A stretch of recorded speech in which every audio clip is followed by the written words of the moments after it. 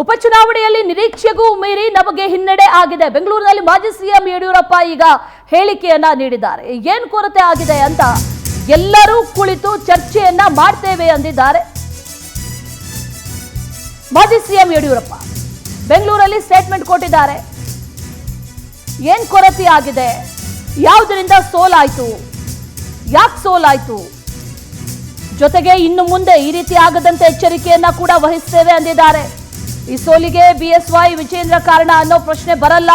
ಸೋಲಿನ ಜವಾಬ್ದಾರಿಯನ್ನ ಎಲ್ಲರೂ ಕೂಡ ಹೊರಬೇಕು ಅನ್ನುವಂತ ಮಾತನ್ನ ಮಾಜಿ ಸಿಎಂ ಯಡಿಯೂರಪ್ಪ ಹೇಳಿದ್ದಾರೆ. ಉಪಚುನಾವಣೆ ಬಗ್ಗೆ ನೀವು ಇನ್ನೂ ಮಾತಾಡಿಲ್ಲ. ಏನು 3 ಉಪಚುನಾವಣೆ ನಮ್ಮ ನಿರೀಕ್ಷೆ ಮೀರಿ ನಮಗೆ ಹಿನ್ನಡೆ ಆಗಿದೆ, ಅದನ್ನು ಒಪ್ಕೊಳ್ಬೇಕು. ಏನು ಕೊರತೆ ಆಗಿದೆ ಅನ್ನೋದನ್ನ ಎಲ್ಲರೂ ಕುಂತು ಚರ್ಚೆ ಮಾಡ್ತಾ ಇದ್ದಾರೆ. ಇನ್ನು ಮುಂದೆ ಆ ರೀತಿ ಘಟನೆ ಮರುಕಳಿಸಂತೆ ಎಚ್ಚರ ವಹಿಸುವಂತ. ಎಲ್ಲೊಂದ್ ಕಡೆ ವಿಜೇಂದ್ರ ಅವರಿಗೆ ಇದು ಹಿನ್ನಡೆ ಅಂತ ಚರ್ಚೆ ಆಗ್ತಾ ಇದೆ. ವಿಜೇಂದ್ರ ಯಡಿಯೂರಪ್ಪನ ಪ್ರಶ್ನೆ ಇಲ್ಲ. ಈ ಚುನಾವಣೆ 3 ಕಡೆ ಆಗಿರುವಂತದ್ದು ಒಂದು ರೀತಿ ನಮ್ಗೆ ಹಿನ್ನಡೆ ಆಗಿದೆ. ಎಲ್ಲರೂ ಸಹ ಈ ಜವಾಬ್ದಾರಿನ ಹೊರಬೇಕು. ನಮ್ಮ ಜೊತೆಗೆ ಒಟ್ಟಾಗಿ ಸೇರಿ ಕೆಲಸ ಮಾಡಿ ಅಂತ ವಿಜೇಂದ್ರ ಅವರು ರಾಜ್ಯದ ಅಧ್ಯಕ್ಷರಿಗೆ ವಿನಂತಿ ಮಾಡಿಕೊಂಡ್ರು. ಆದರೂ ಸಹ ಅವರು ಸ್ವಪ್ರತಿಷ್ಠೆಯಿಂದ ಇದೆಲ್ಲ ಮಾಡ್ತಿರುವಂತದ್ದು ಅವ್ರಿಗೆ ಶೋಭೆ ತರುವಂತದ್ದಲ್ಲ.